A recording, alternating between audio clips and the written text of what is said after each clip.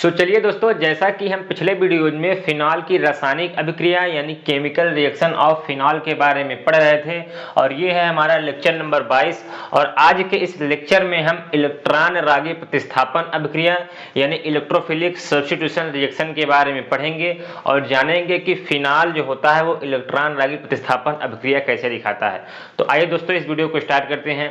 तो friends, electron रागी प्रतिस्थापन अभिक्रिया पढ़ने से पहले आपको एक बेसिक पॉइंट पता होना चाहिए इलेक्ट्रॉन रागी के बारे में कि इलेक्ट्रॉन रागी का मतलब होता क्या है, कि इलेक्ट्रॉन रागी कौन कौन से एग्जाम्पल्स हो सकते हैं। क्योंकि जब तक आप किसी भी टॉपिक का जो बेस है वो नहीं पकड़ेंगे तब तक आपको कोई भी टॉपिक डिटेल में नहीं समझ में आएगा। तो आइए सबसे पहले हम जानने का प्रयास करते हैं कि इलेक्ट्रॉन रागी वास्तव में होता क्या है। तो यहाँ पे दोस्तों देखिए, इलेक्ट्रॉन रागी जो होता है वो दो वर्ड से मिलकर बना होता है। एक वर्ड होता है इलेक्ट्रॉन, एक वर्ड होता है आपका इलेक्ट्रॉन और दूसरा वर्ड होता है रागी।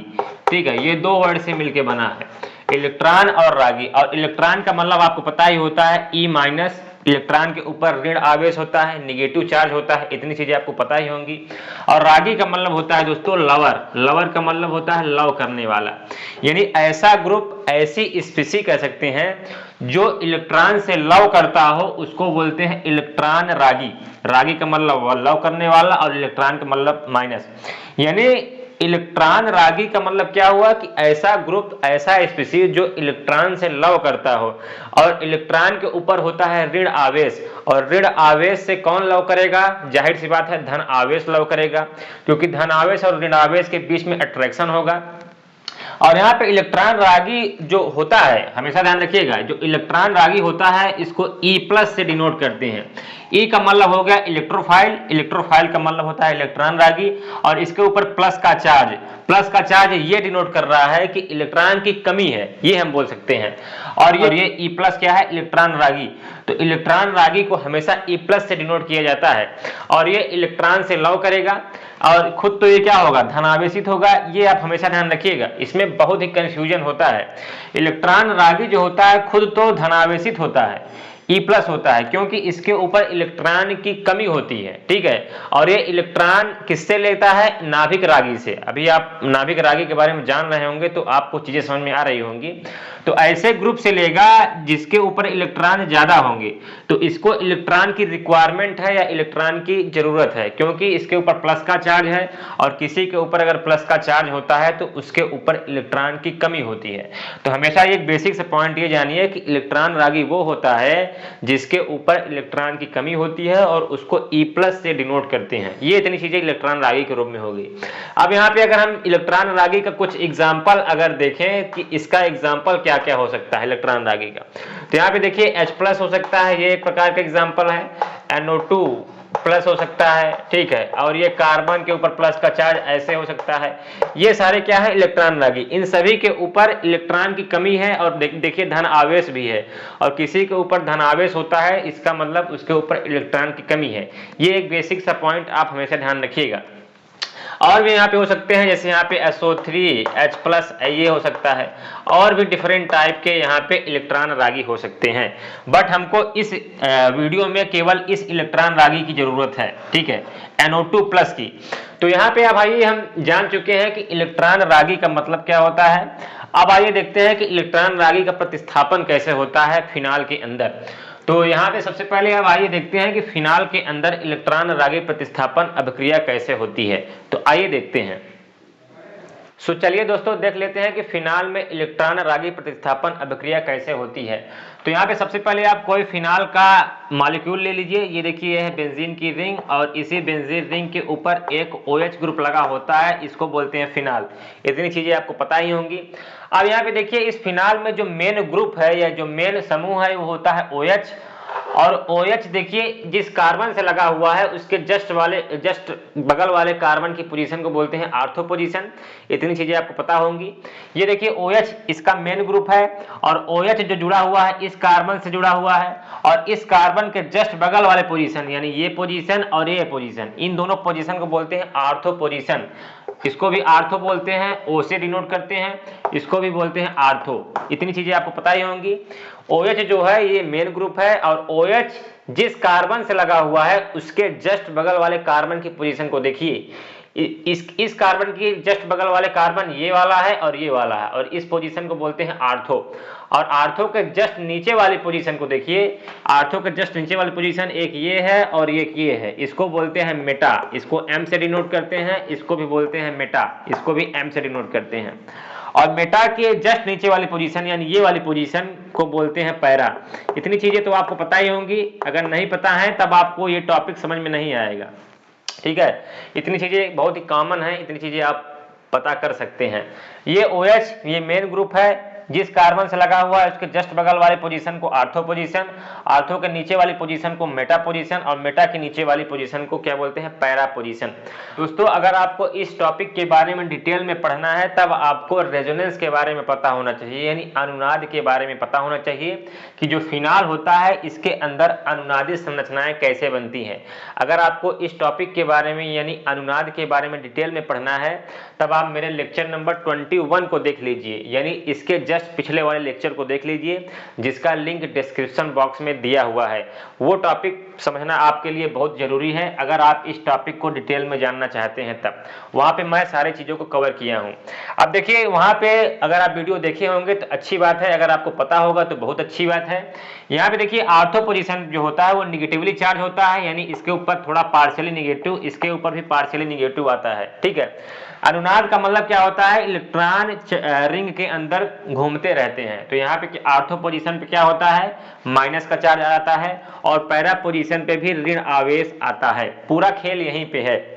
अगर आपको ये पोजीशन के बारे में नहीं पता है कि आर्थो पोजीशन पे ऋण आवेश आता है और पैरा पोजीशन पे ऋण आवेश आता है तो मेरे पिछले लेक्चर को देख लीजिए, वहां पे सारी चीजें कवर हैं। तो यहाँ पे इतनी चीजें तो आपको पता ही होंगी।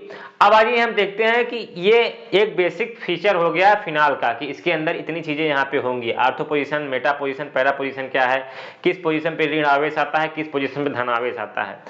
ये बहुत इंपॉर्टेंट है कि आर्थो पोजीशन पे ऋण आवेश और पैरा पोजीशन पे ऋण आवेश आएगा।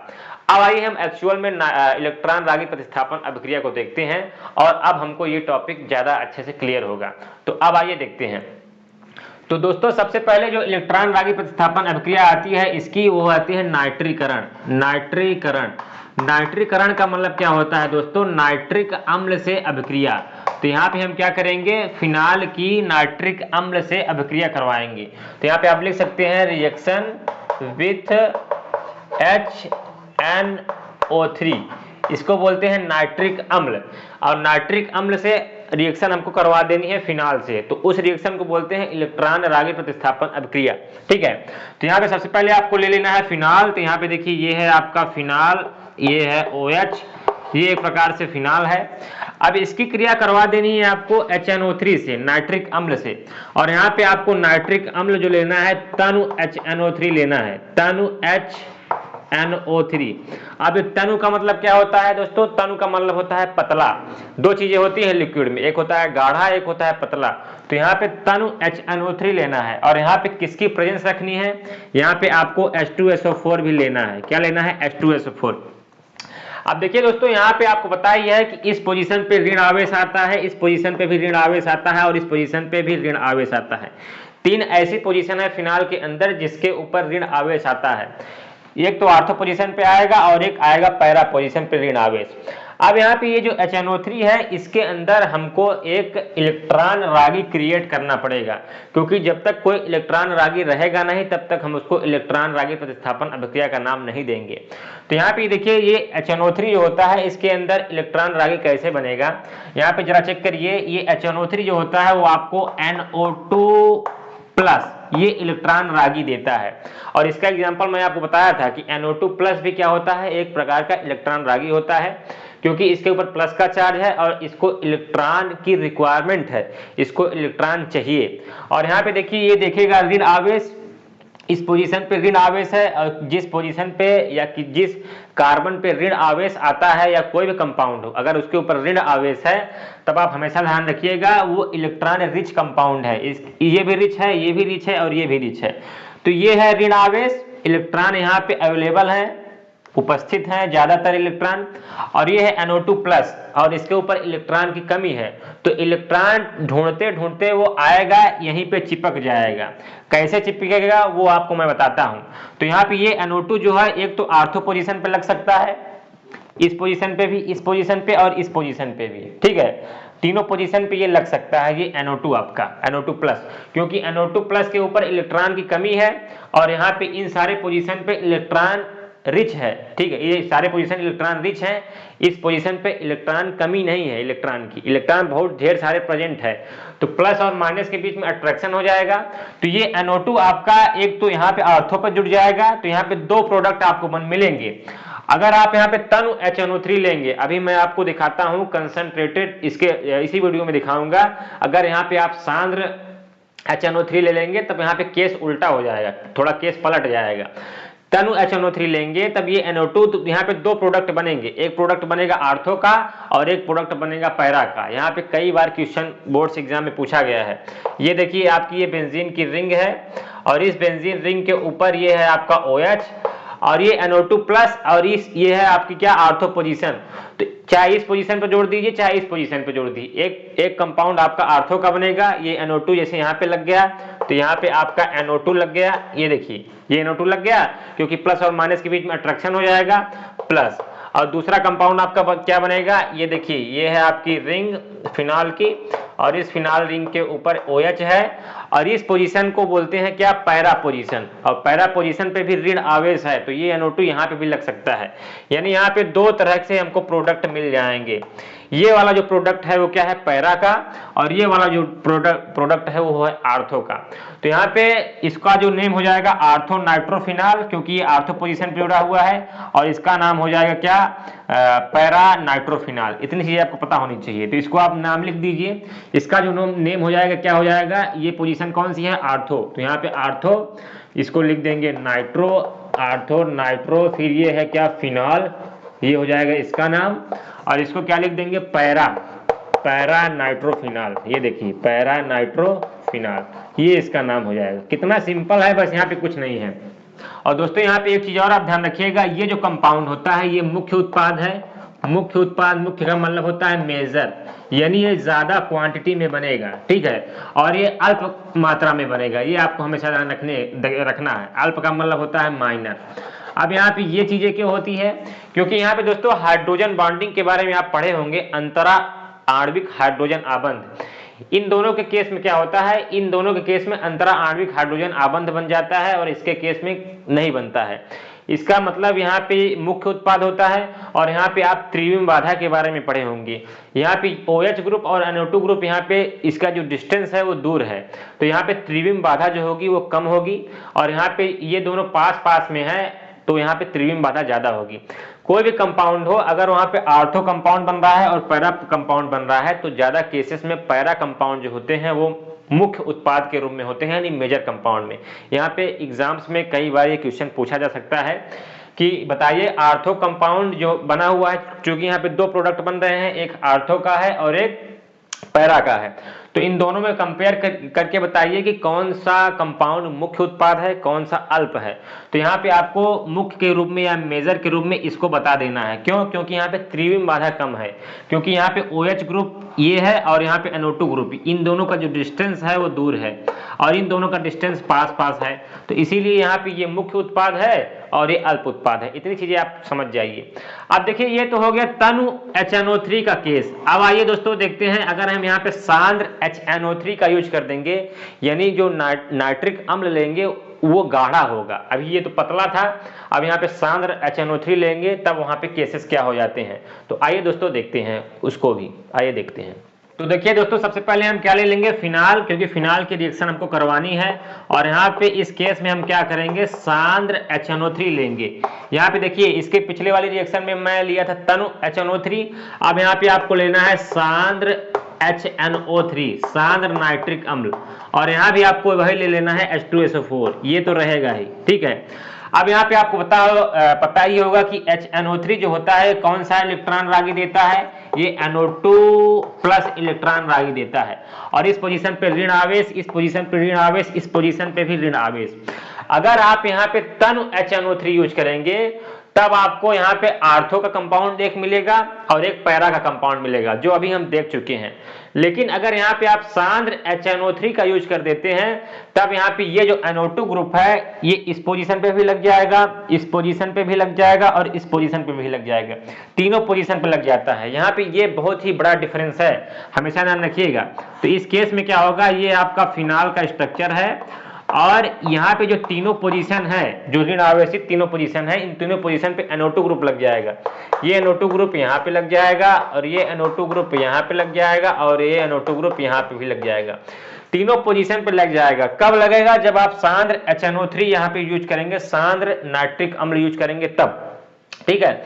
और इसको बोलते हैं नाइट्रोनियम आयन, हमेशा ध्यान रखिएगा। NO2 प्लस को बोलते हैं नाइट्रोनियम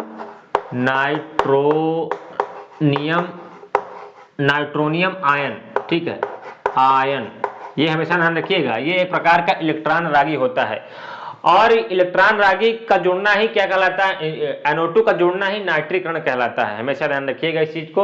और ये रिएक्शन काफी ज्यादा इंपॉर्टेंट है, आप इसको अच्छे से तैयार कर लीजिएगा। अब जरा देखिए ये जो कंपाउंड बना है ये बहुत ही फेमस कंपाउंड है, इसको बोलते हैं पिकरिक एसिड। क्या बोलते हैं, पिकरिक एसिड, क्या बोलते हैं, पिकरिक एसिड। यहाँ पे इसकी हिंदी है पिकरिक अम्ल। और पिकरिक अम्ल कब बनेगा, जब आप फिनॉल के रिएक्शन सांद्र HNO3 से करवाएंगे तब आपको पिकरिक अम्ल मिलेगा। और जरा चेक करिए इसकी IUPAC नेमिंग जब आप लिखेंगे तो क्या हो जाएगा, इसको 1 देंगे, इसको 2, इसको 3, इसको 4, इसको 5, इसको 6। तो यहाँ पे देखिए 2, 4, 6 पोजीशन पे नाइट्रो आ रहा है, तो यहाँ पे लिख देंगे 2, फिर लिखेंगे 4, फिर लिखेंगे 6, फिर लिखेंगे ट्राई। ट्राई क्यों लिखेंगे, क्योंकि यहाँ पे 3 नाइट्रो ग्रुप हैं, तो 2, 4, 6 ट्राई, फिर लिखेंगे नाइट्रो, 2, 4, 6 ट्राई नाइट्रो। फिर जरा चेक करिए फिर क्या हो जाएगा, ये है आपका फिनॉल, तो यहाँ पे लिख देंगे फिनॉल। ये देखिए 2, 4, 6 ट्राई नाइट्रोफिनॉल, ये इसका IUPAC नेमिंग हो गया। और पिकरिक एसिड ये बहुत ही फेमस इसका नाम है, ये हो गया इसका कॉमन नेम या साधारण नामकरण। तो ये हो गया दोस्तों फिनाल की इलेक्ट्रॉन रागी प्रतिस्थापन अभिक्रिया, जिसमें पहली आती है नाइट्रीकरण। अभी एक और रिएक्शन है हैलोजनीकरण, और हैलोजनीकरण के बारे में हम अगले वीडियो में देख लेंगे। तो फ्रेंड्स ये था हमारा आज का लेक्चर, और अगर आपको हमारा वीडियो अच्छा लगा हो तो प्लीज़ हमारे वीडियो को लाइक करें, शेयर करें और मेरे प्यारे से चैनल विलेज वाला को सब्सक्राइब कर लें, क्योंकि केमिस्ट्री से रिलेटेड ऐसी वीडियो मैं डेली लाता रहूँगा। तब तक के लिए जय हिंद, जय भारत।